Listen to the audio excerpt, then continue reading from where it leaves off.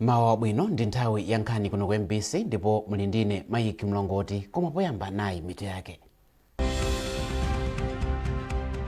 Komiti ya nyumba ya malamulo yakhutira ndi momwe bungwe la National Registration Bureau NRB likugwirira ntchito yake yosindikiza ziphaso za unzika. Bungwe la Non-Governmental Organizations Regulatory Authority ngora lapempha mabungwe onse omwe siyaboma mdziko muno kuti apereke malipoti azachuma mmene agwiritsira ntchito ndalama zawo chaka chino chisanathe.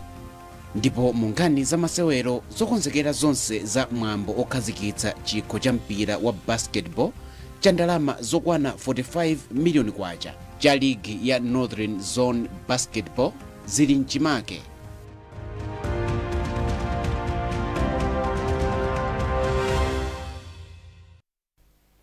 Takulandirani tiyambe nkhani zathu ndi nkhani yokuti komiti ya nyumba ya malamulo yoona za makonsolo komanso chitukuko cha kumudzi yati ndiyokhutira ndi momwe bungwe la National Registration Bureau NRB likugwirira ntchito yake yosindikiza ziphaso za unzika.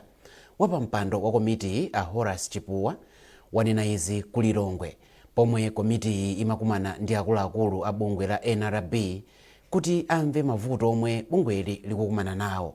Zambiri mu lipoti la Madalitso Muhango.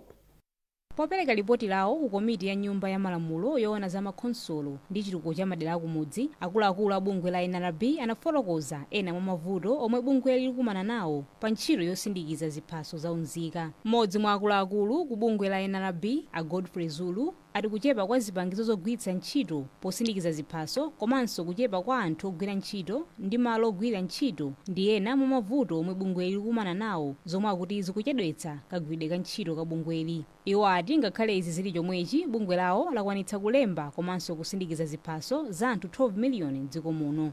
Makadi onse anthu amene tidawalemba mu system mwathu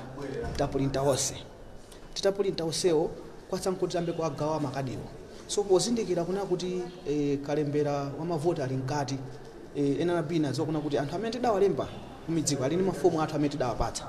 Amene pafomu pamakhala timati kastika kamene kamakhala ndi information ya anthu, so ngati anthu achalibe kadi adzipitabe kokalembetsa kuja. Asanakafike polembetsa mavoti apita pa desk imene pali NRB, pamene pajapo akapangidwa verify.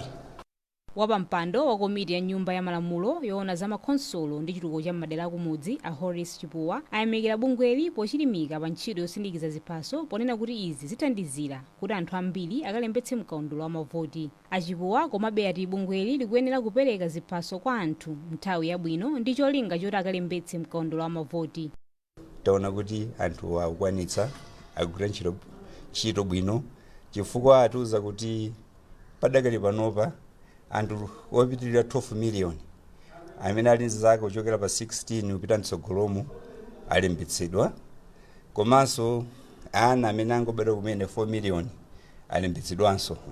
Zimenezi zikupitirira mafigures amene anaganizira national statistics. Padakali pano bungwe la NRB akutilamba ntchito yopereka ziphaso za unzika m'madera omwe ntchito yakalembera mavoti wayamba.